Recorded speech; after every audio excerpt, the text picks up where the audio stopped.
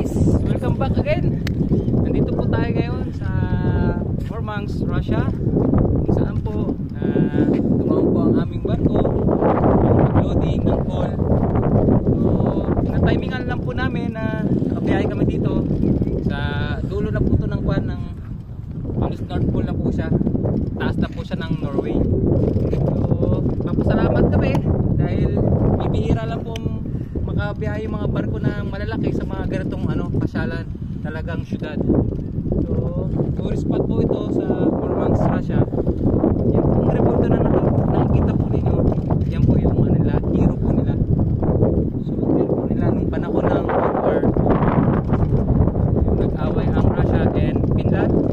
So ito po yan, napakalaking revolta po, para lang po langgam sa kanya, pakataas.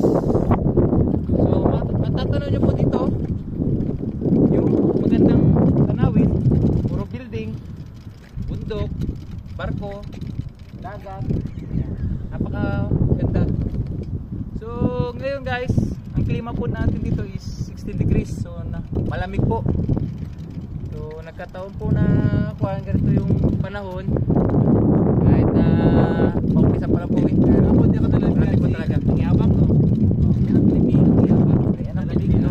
Wala pa rin, hindi nagja-jacket kahit malamig, tinitiis. Sanay sa Mindanao. Sanay sa Mindanao. Sanay rin ako sa Luzon. Yung isa sanay sa Visayas. Mindanao, malamig doon. Okay guys, hanggang dito lang po ulit tayo. Mamaya ulit po ulit ako magkukuha ng video. So maraming salamat po sa mga nanonood at nakinig.